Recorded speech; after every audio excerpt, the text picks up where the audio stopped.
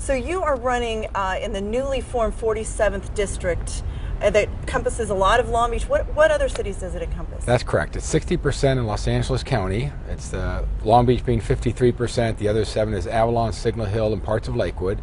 And then it's 40% in Orange County. It's the communities of Rossmore, Los Alamitos, Cypress, and portions of Westminster, Stanton, and Garden Grove.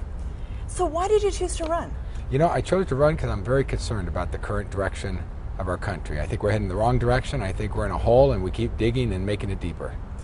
What specifically is the hole you're speaking of? Well, certainly the most visible thing is the economy, right? The economy has been trashed.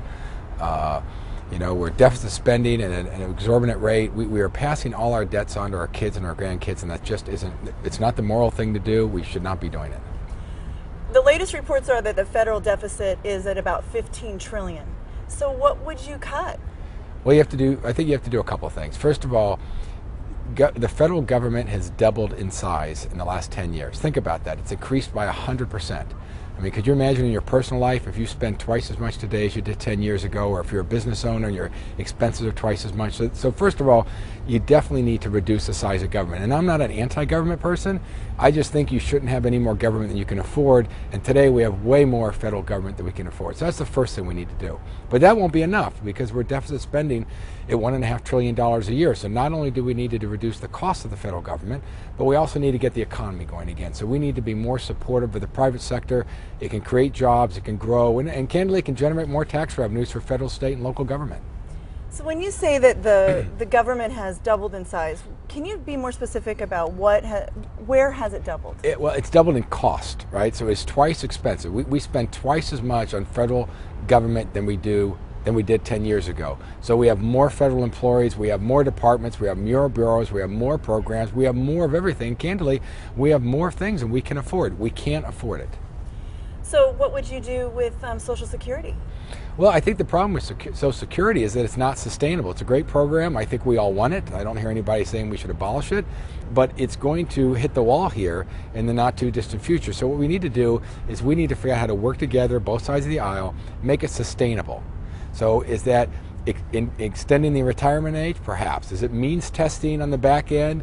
Perhaps. Is it, you know, increasing contributions? Perhaps. And maybe it's all those things. But the key is not is what's the solution, but can we agree that Social Security is broken and it's going to spend all its money, so we need to fix it before we get there? Okay, so if you were going to fix Social Security, does that mean that you're going to cut it? Does it mean that people, 10, 20, 30 years from now won't have it? No, not at all. In fact, that's what I'm saying, is I think that if you get out in front of it and you solve the problem, then you don't have to eliminate it 20 years from now because you'll have prudently made the necessary changes today to preserve the system for the future. But it's quite possible that those that retire 30 years from now might have reduced benefits than somebody that's retiring in the next 5 years. That might be the appropriate thing to do. But we need to work together to figure out what that is. And what else would you cut? Well, I think, frankly, you need to cut everything. I mean, you can't have any sacred cows, because the minute you say, well, I'll cut everything but defense spending, I'll cut everything but Social Security, I'll cut everything but Medicare, I'll cut everything but, well, pretty soon the buts are so large there's nothing left. So you should go into the discussion with an open mind and say everything's on the table. Let's look at it, let's build consensus, let's collaborate, and let's come up with something that works the best as possible for everybody. Congress has had such a difficult time coming to any conclusions, working together, compromising. Yeah. What makes you think that you can go in there and actually make a difference? Well, if I didn't think I could make a difference, I wouldn't run, because it is a pretty significant impact on your life to do public service. So if I didn't think I could make a difference, I wouldn't run. But I think what we need is we need more moderates. We need people that are willing to compromise. We need people that don't have the attitude it's my way or the highway. They don't go in with a liberal agenda or an extreme conservative agenda. But people just want to work with others, collaborate, and come up with solutions. I'm a very solutions-oriented person. That's been my track record at Long Beach, and that would be my track record in Washington. So would you consider yourself a moderate Republican? I'm a very moderate Republican. You're a moderate Republican. But I will acknowledge that I'm extraordinarily conservative financially. I mean, I do think we need to get to a balanced budget. I do think we need to be more pro-business. I do think we need to grow the economy. So on those things, I'm very conservative. Where would you find yourself? Where do you think Democrats would really agree with your policies or your thoughts? Well, first of all, I think that whether you're a Republican or Democrat, I think everybody wants to get the economy going again, right? Everybody wants to create jobs for their kids. Everybody wants to see those things happen. So to me, that's not a partisan issue.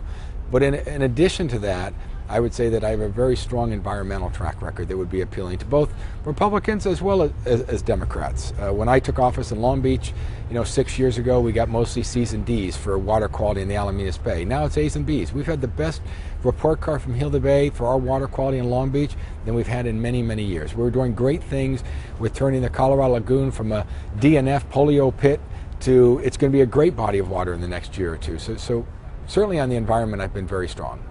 Now, you're endorsed by Governor George Deukmejian. Correct. Congressman Dan Lundgren. That's right. And LA County Supervisor Don Knabe, right? As well as LA County Supervisor Mike Antonovich and Orange County Supervisor Janet Wynn and Orange County Congressman Ed Royce and many other elected officials in both counties.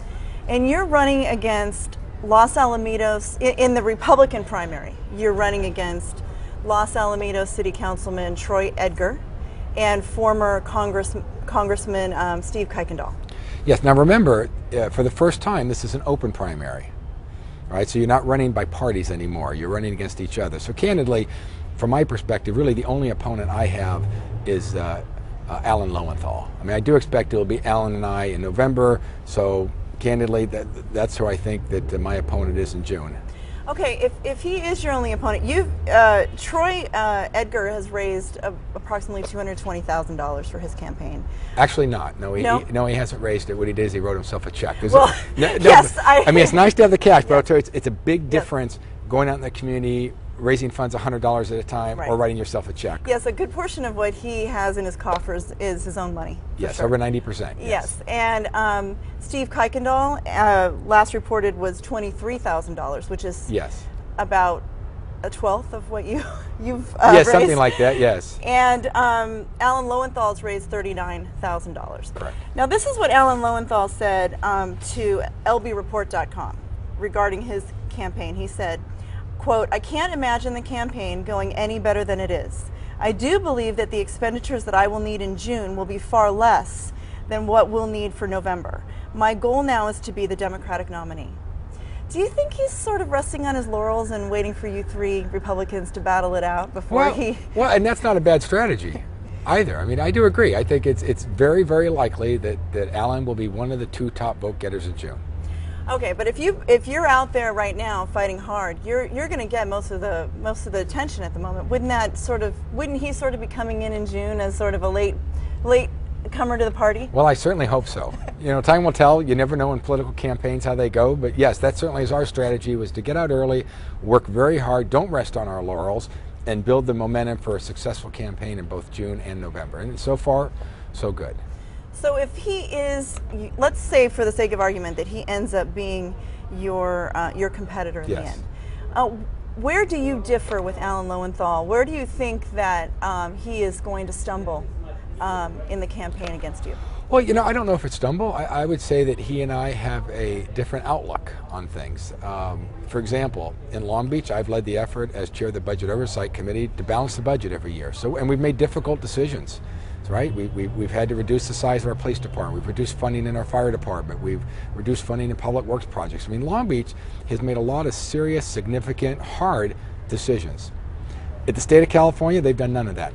Alan hasn't demonstrated leadership. Alan hasn't led an effort to cut the budget because it's unpopular. It's very unpopular to cut things. You make people mad, right? All those special intergroup and constituencies are not happy when you make those difficult decisions. So I think that's a big difference.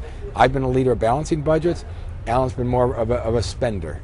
Okay, and so do you think that when it comes down to it, that you'd be better at balancing the budget than him in Congress? Clearly. I mean, but that doesn't mean that Alan doesn't have strengths that I don't have. I just think that in 2012, with the focus being on getting our economy going, balancing the budget, doing all those kinds of things, I think somebody like me that's very fiscally conservative is a much better match than Alan Lowenthal would be. However, hopefully the economy turns around, we get things going again 6 or 8 years from now. He might be a better solution than a Gary DeLong would be at that point in time. It just depends where's the country and what are the needs of the country and who's the best match. In 2012, I think I'm the best match.